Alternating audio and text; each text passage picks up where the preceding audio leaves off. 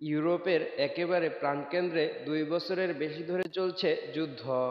সেই যুদ্ধের প্রভাব পড়েছে পুরো দুনিয়ার অর্থনীতির উপর। সেই ধাক্কা এখনো কাটিয়ে উঠতে পারছে না বিশ্ব। এর মধ্যে ইউরোপের আবারও বেজে উঠেছে যুদ্ধের দামামা। বিশ্বের অন্যতম পরাশক্তি এবার যুদ্ধের জন্য প্রস্তুতি নিচ্ছে। নতুন এই যুদ্ধে উলটপালট হয়ে যেতে পারে বিশ্বের মানচিত্র। যুদ্ধ ইউরোপের পিছু ছাড়ছে না। একের পর এক যুদ্ধে বিশ্ব অর্থনীতি এখন ক্লান্ত।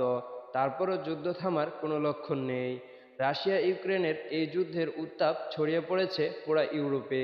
ধস নেমেছে বিশ্ব অর্থনীতিতে। বেড়েছে জীবনযাত্রায় ব্যয়। অথচ যুদ্ধবাজ নেতারা একটু স্বস্তিতে নেই। আরও একটি যুদ্ধের ঝঞ্ঝনানি শোনা যাচ্ছে ইউরোপে। এবার এই যুদ্ধ ছড়িয়ে পড়তে পারে বিশ্বের অন্যতম পরাশক্তি দেশে। প্রথম ও দ্বিতীয় বিশ্বযুদ্ধের সময়কালের অন্যতম সামরিক শক্তিধর দেশ ছিল ব্রিটেন। সময়ের সঙ্গে সঙ্গে সেই আগের ধরা নেই দেশটির। কিন্তু সামরিক শক্তির দিক দিয়ে এখনও বিশ্বের অন্যতম শক্তিশালী দেশ ব্রিটেন। এবার দেশটির নতুন সেনাপ্রধান সতর্ক করে দিয়ে বলেছেন, আগামী ৩ বছরের মধ্যে যুদ্ধের জন্য প্রস্তুতি নিতে হবে তাদের। এজন্য সেনাবাহিনীর মারণ ক্ষমতা দ্বিগুণ করতে হবে।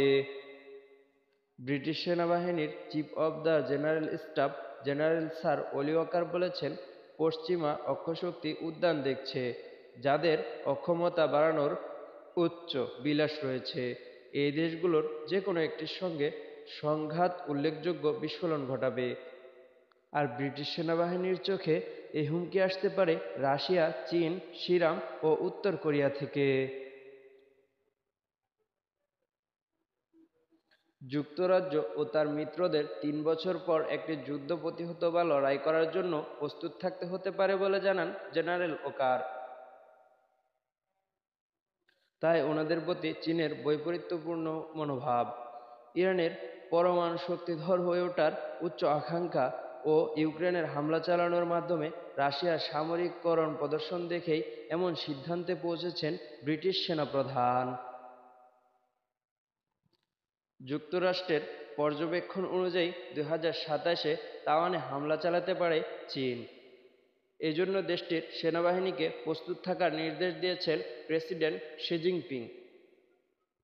এছাড়া ইউক্রেন যুদ্ধ চলমান থাকাতেই ইরান পরমাণু শক্তিধর ভেঙে দিয়ে রাশিয়ার এই যুদ্ধে চীন, ইরান ও উত্তর কোরিয়া মস্কোর পাশে এসে দাঁড়িয়েছে।